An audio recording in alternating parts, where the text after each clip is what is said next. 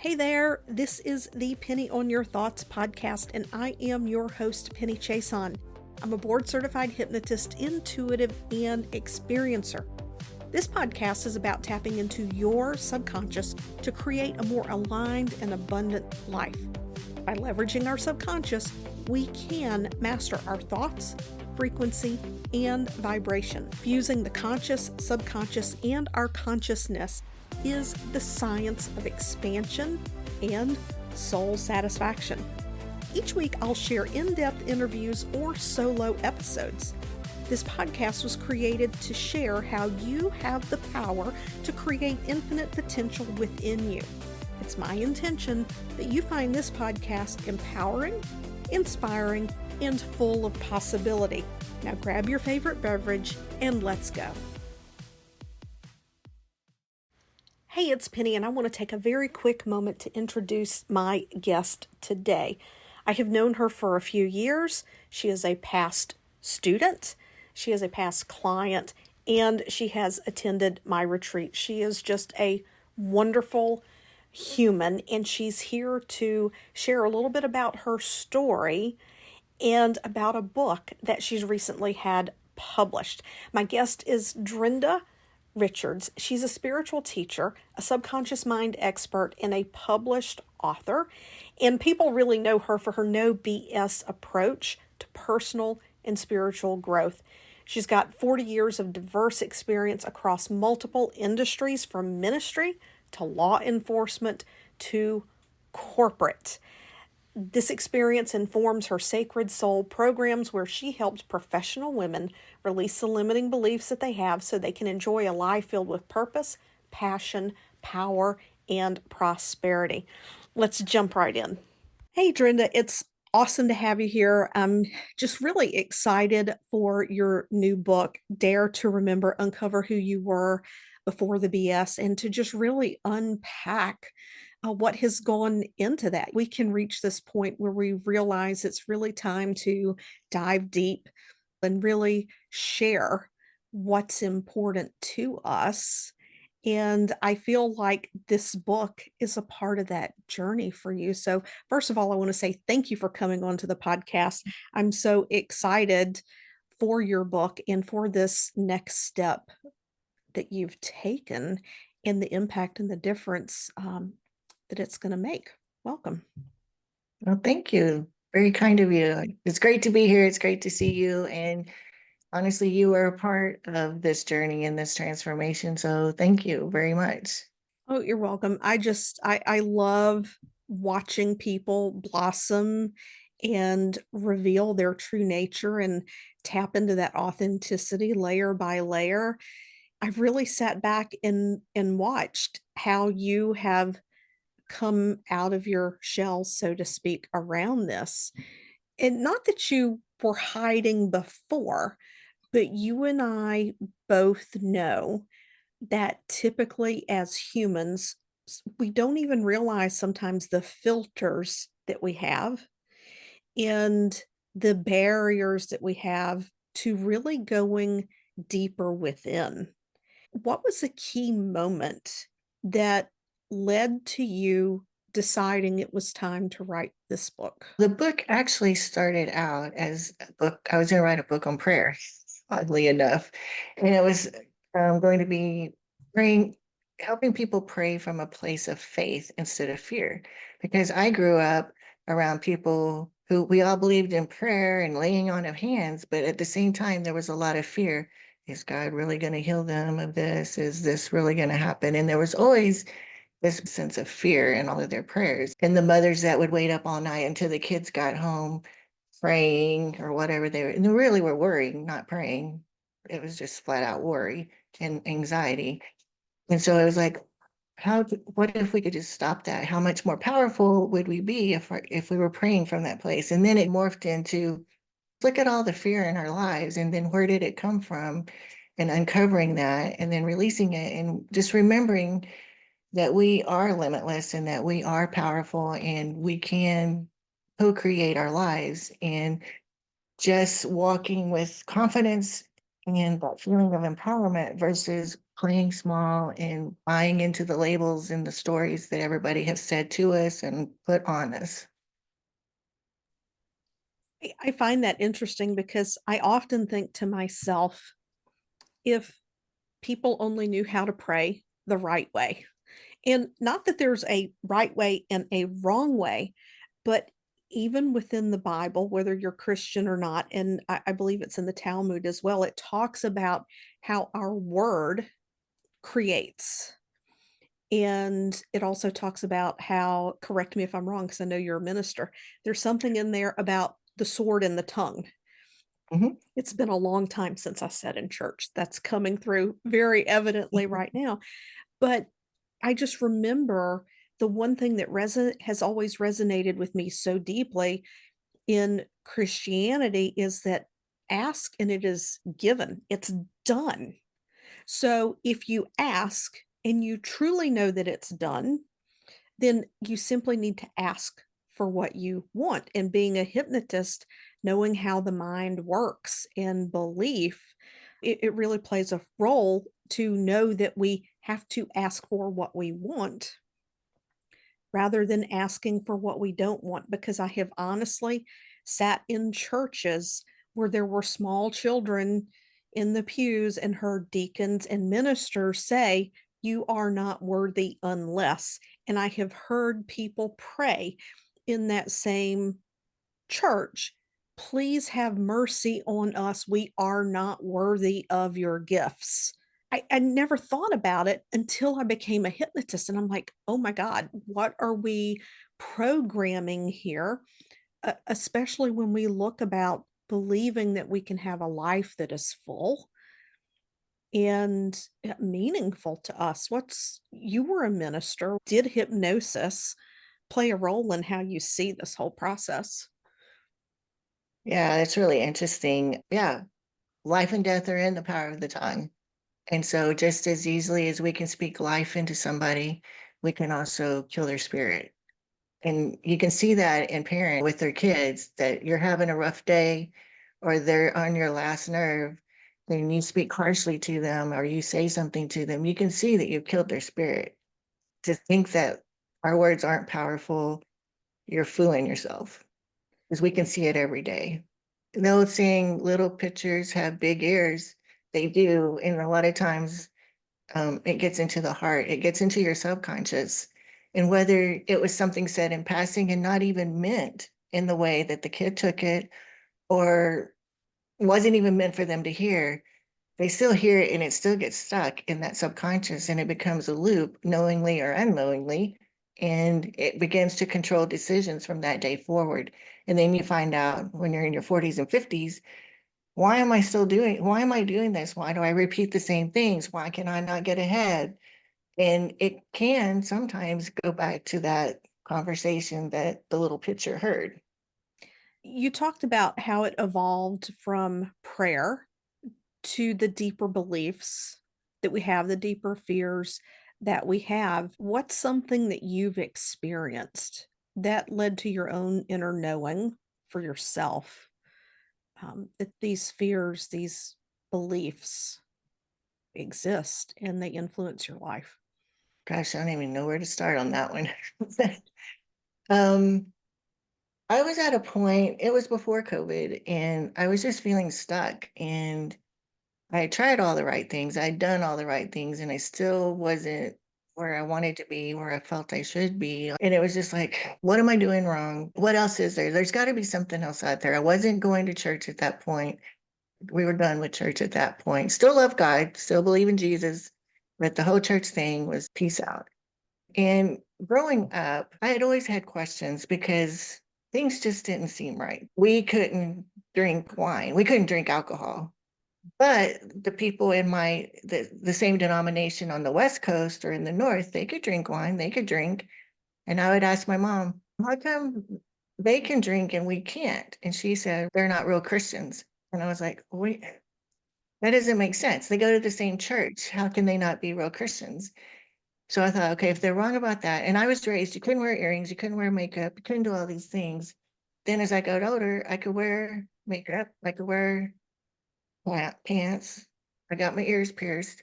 I didn't go to hell. At least not yet. The skies didn't open or the ground didn't open and swallow me up. If it's okay now, why wasn't it okay then? And there was just a lot of inconsistencies. And if they were wrong about that, what else are they wrong about? And so I just began looking around to see what else there was. And I came across a transformational coaching program, which is where I met you. And there's one piece of it where there's one of his tools, and it was like, oh, I've been taught that was evil and wrong. And I'm opening myself up to evil spirits if I do that. And I saw the transcript of what was going to take place. And I read it first to make sure there was nothing wrong in there. There was nothing evil. There was nothing bad. It was just normal stuff. So I was like, okay, they're wrong about that. And then I was realizing that I was having some money issues.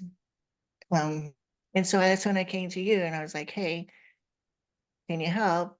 And it helped. And it was like, okay, this hypnosis thing is the tool that I've been missing. Because in church, all you can say is read your Bible more, pray more, but that's about it. Some churches will have deliverance ministries, which are done off secret. Everybody's secretive about it, and they're done somewhere off in the woods, and nobody talks about it. But hypnosis was the door that I felt provided the tools and techniques that people could use to actually get over their stuff. It is powerful. And I say that with anything, it's about intention. You can have good or bad intention Mhm. about anything. And I'm going to go here and say it, even prayer. Yeah, and that was something I was going to mention a while ago. Is you were talking about prayer and the word and the power of your words, and in a lot of times they'll say, if you don't pray in Jesus' name, it's not going to work. Or you have to say in Jesus' name, and then you have to say all these other things. People who are desperate, their families have, I know one family, the wife had cancer and they were desperate. They were going all over the place trying to get televangelists to pray for their, and they were saying so many prayers so many times a day. And it became almost like Christian witchcraft, saying spells, saying it in a certain, saying it at a certain time. Just say these words just like this, or it's not going to happen. That sounds like witchcraft and spell casting to me. I love it. You just come right out and say what you think now. Not to make fun of people, it's what we were taught. I grew up in the Bible Belt and I wasn't introduced into church on a regular basis until I was around 10 years old. And I remember just having a sense that some things didn't feel right. And then when I got into my teens, I remember thinking that this book has been translated so many times. How do you know that's exactly what they mean? Because some of the Bible is translated through dead languages. It was selectively edited by the Catholic Church. It was then, if you do the King James version, it was edited. It's literally his version. So we're talking a little bit about praying. Was there anything that you want to elaborate on around that? Because sometimes when we pray, maybe we're not using the language that's going to be most helpful. I think you mentioned that sometimes we're taught you have to pray a certain way and use certain words, but is there anything I want to share more about? Because prayer is such an important part of a spiritual practice, whether you're in a church or you're not in a church. That is very true. And you don't have to be in a church, you don't have to be a Christian to pray. And I think, and I said earlier about the people who were praying for a relative to be healed, and it was almost like a mantra. And I'm not trying to be judgmental or anything like that. It was, people are desperate sometimes, and they're willing to do anything to get their loved one healed. And praying is great. Maybe you don't have to do a whole mantra. What if it's just, hey, God, we need your help here. You set your intention that the person is going to be healed, or that the right doctors are going to come at the right time, that the right personnel are going to come at the right time, the right drug will come at the right time. the right wisdom will come to know how to deal with the situation. What if you did it more like that instead of fear and desperation, and come again from a more of a place of peace and faith? That's a different type of frequency. And that's where a lot of healing can happen, because there's just a peace. There's none of this blocking it. What if we just like, I will be done? And then we set our intention to be open to whatever happens, and just set our intention again that the right things will come into play at the right time, and that everybody can be at peace with what's going on. The woman who touched the hem of Christ's garment, it was her faith that healed her. She didn't Not say, will. please, please, is it going to happen? Is it going to happen? Please, please. No, she just did it. This goes back to what I was talking about, the prayers around I'm not worthy. We may not even realize that that can seep into our being, and we're in that desperation of prayer. There's a part of us that may believe we're not worthy of that healing, that we're not good enough. We haven't been good enough, righteous enough, or maybe we've sinned too much or whatever. I agree with you. When people are in those states and they're seeking, I definitely don't judge them for seeking. I would love for there to be a way for them to have a deeper understanding of being able to have that trust and that belief that they're worthy of that healing to begin with. Yeah. And I was thinking, you have a medical background, and with your CRNA, you probably saw or let me ask you the question. Did you see a difference in how you had to medicate people and their healing progression when they were angst and in fear versus those that were at peace? Did you see a difference? Oh, always, always, because when we're in a state of fear or anticipation, it really amplifies our body's stress response. In your And when the heart? stress response is elevated, there's more adrenaline circulating, there's more cortisol circulating, all of these hormones. And it definitely takes more medication. And then, in terms of other treatments, now, depending on how chronic this state has been, when we enter a chronic state of stress, we enter a chronic state of inflammation. Inflammation is responsible for 90% of disease, cancer, autoimmune, high blood pressure, diabetes, asthma. Inflammation is a huge contributor to all of that. It may not be the sole cause. Yes, people can be genetically predisposed, but it is this chronic state in the body that switches those genes on and off. We do have a large degree of control. If we just have peace about it, if we can be at peace in the midst of a storm, we can be at peace when there's chaos all around us. We don't have to get caught up in the drama. We don't have to get caught up in the fear. We can walk in peace, the peace that passes all understanding. And amazing things can happen. You can be healed. You can have clarity of thought. You can get silent and you can get still. Clarity comes. That peace is just amazing. Peace is amazing. And people talk about self actualization and elevation and all of that. Peace is at the core of that.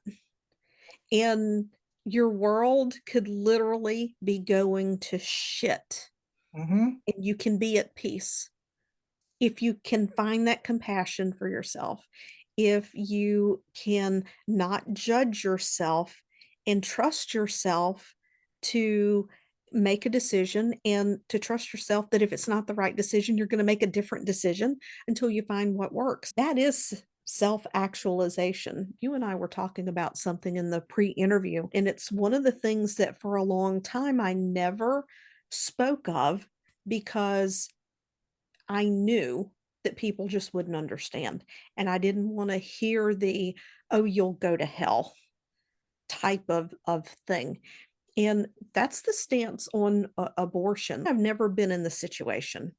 I don't know what choice I would make because I haven't been there. I can't say for sure. Whether or not I would choose it for myself, it is none of my business. what another woman feels like she needs to do. I it's not my place to sit in judgment of that. And you've had an experience around that, and we were also talking about the recent overturn of Roe v. Wade. We were having a really good conversation. I think it's worth exploring. There's a lot to unpack there on very many levels. First of all, if you've had an abortion, I just want to give you a hug. And sometimes we think we've dealt with it, and sometimes we just stuff it.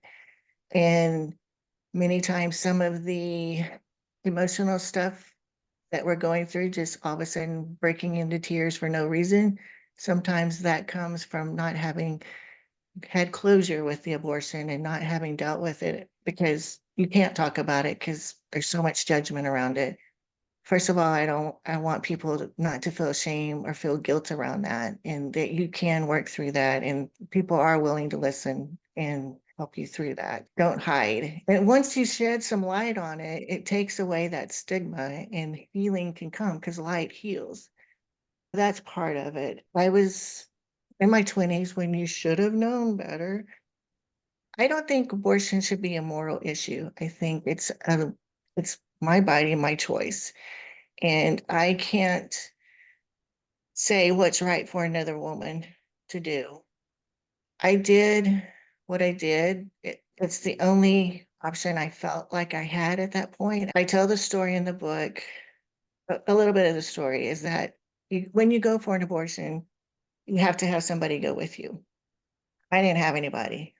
The guy who, the baby daddy, whatever, he was Catholic and it was against his religion. So he wasn't going to go. Ironically, 2 weeks later, he found out his niece was pregnant and he paid for her abortion, but he couldn't pay for mine.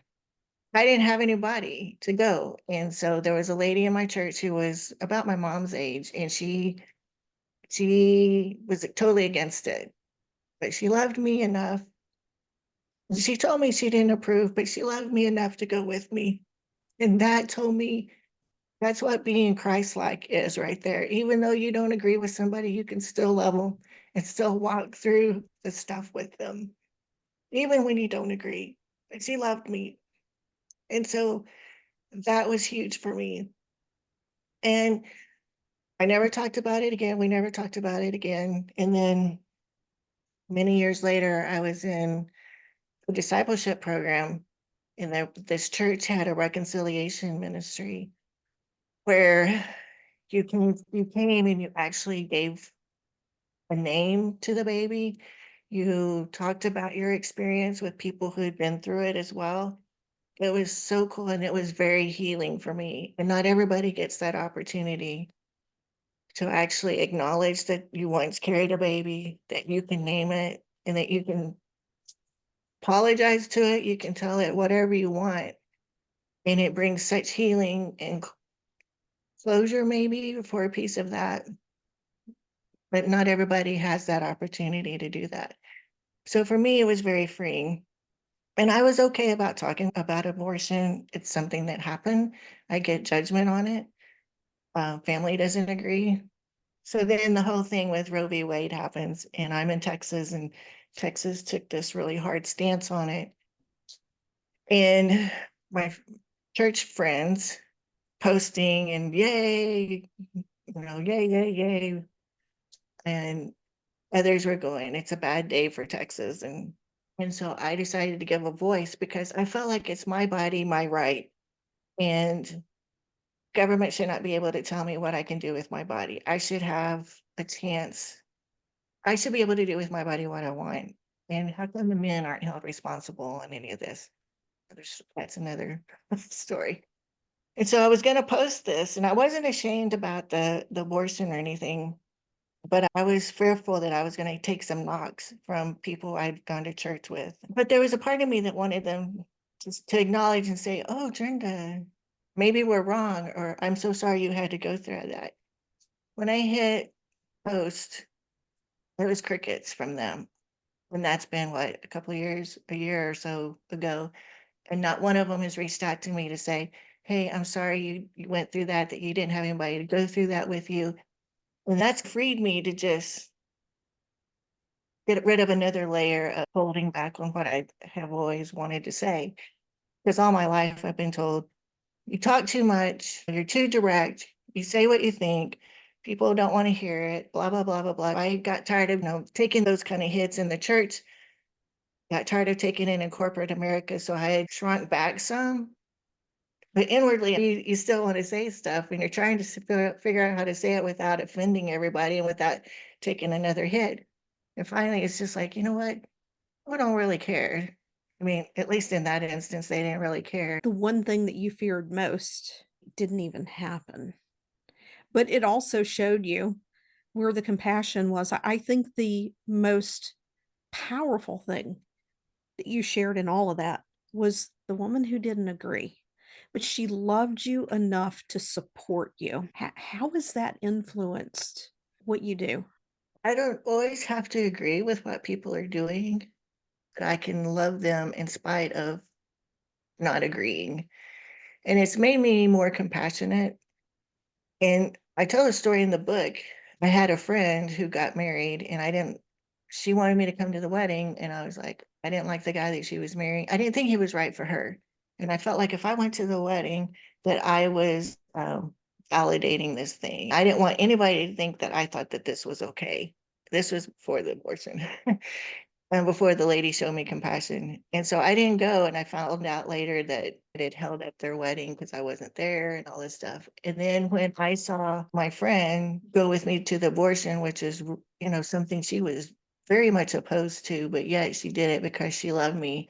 It was like, I I should have done that for my friend. Even if I didn't agree with who she was going to marry, I should still love her enough to show up.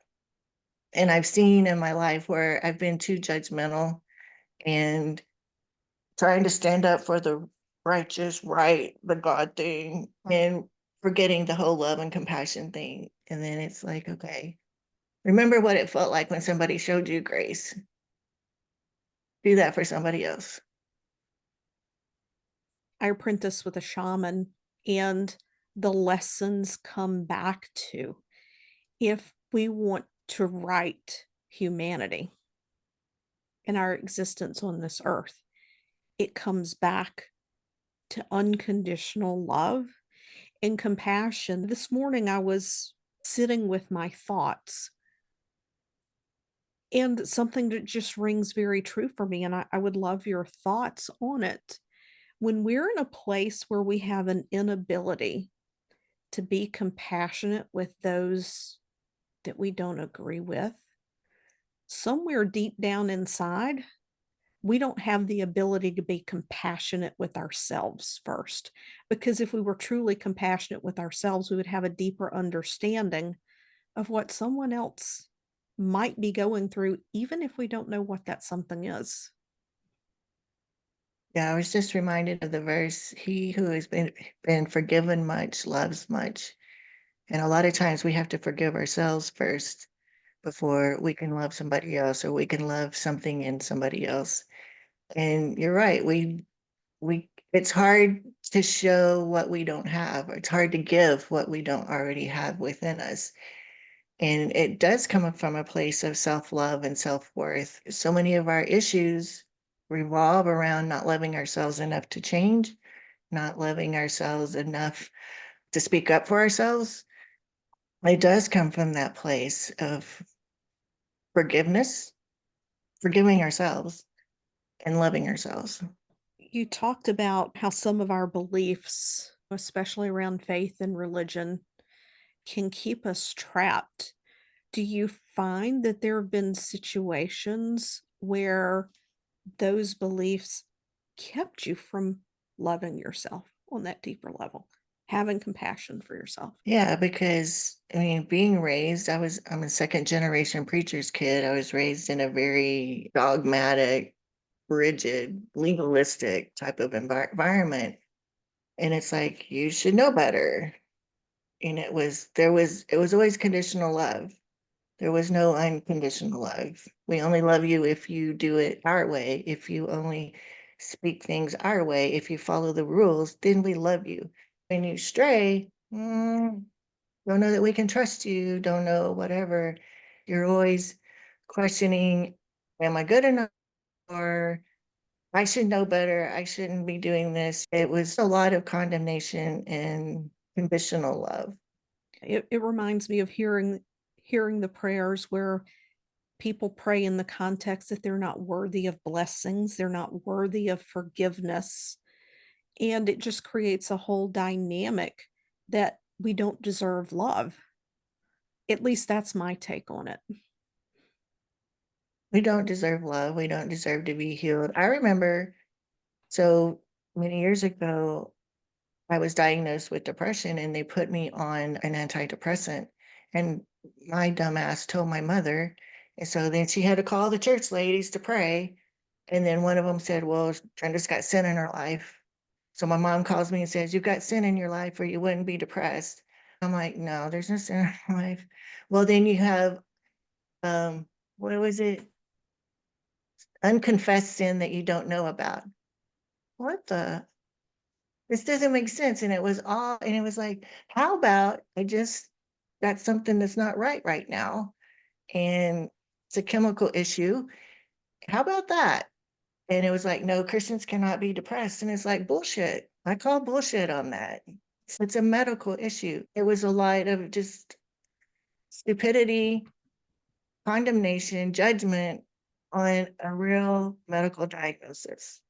I've always found it interesting that there seems to be a blurred line, some confusion between what it means to lead as an example in your life versus judgment.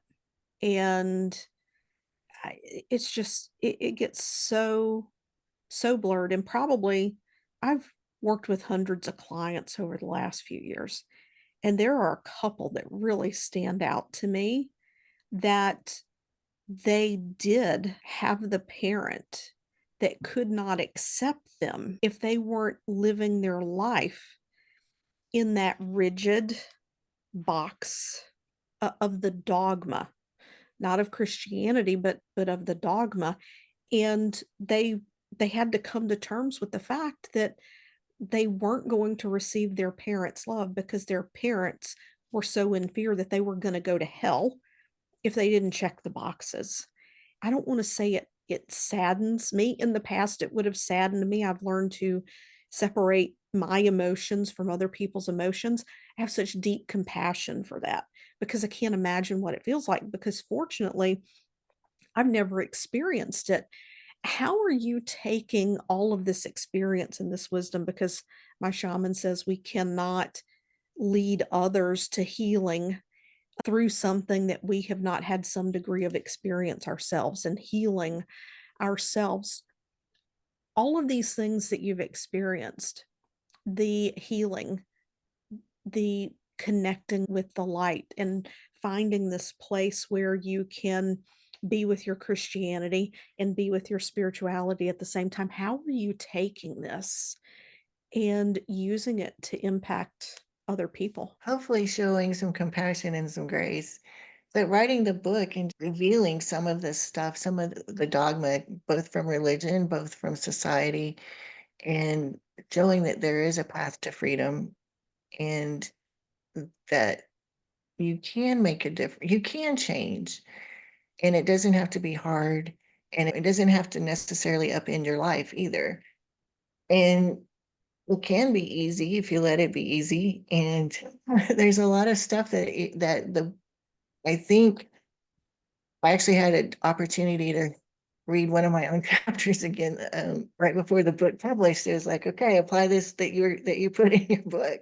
I think it's just offering some wisdom that has been shared with me that I've had to live through and work through, compounding it with some scriptures that are also spiritual. I see myself blending faith and woo, and neither are bad, and both are for our better good and helping us get to a place of freedom and a place of love and compassion for ourselves and for others. You said something before we went live, and that was having heard in your life You've made your bed. You have to lie Mhm. in it. Is that one of the things that motivated this sharing, this helping people? Your words were you can make a different decision. Yeah, because so many people feel stuck. They feel stuck in relationships because you're not supposed to get divorced, or they're stuck in toxic friendships or whatever. We're told we can't leave unless, or we're told we can't leave at all. Women are afraid to leave because they won't have the same level of income or whatever. I was taught you made your bed, you gotta lie in it. So for the rest of my life, I gotta be stuck with some guy that's beating me? Hell no. I mean, we weren't promoting that. But we can take it to that level that you made your bed, you're gonna lie in it. You're always gonna be this way, and you just gotta deal with it. And it's like, no, I can make a different decision. I can get out of this bed and go find me another bed, or I can go find me a different house, or whatever it is. And we can always pivot. And just because we make a decision today, and I was telling my husband this about something, is like, just because we make a decision today doesn't mean that in 3 weeks or 3 hours, in 3 minutes, we can say, you know what, that doesn't really work for me. I'm going to make this decision. And you can always pivot. Are there consequences? Are there repercussions? Maybe.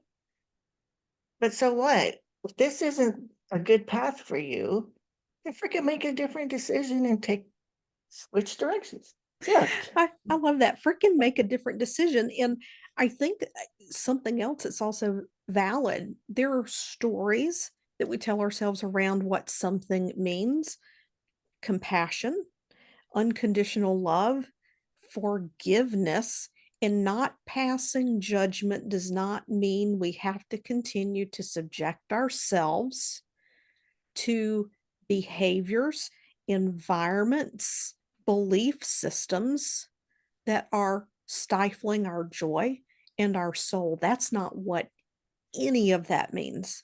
Preach, Sister Penny. If you could share one thing that if people would just get it, it would change their lives, because you definitely alluded to awareness earlier.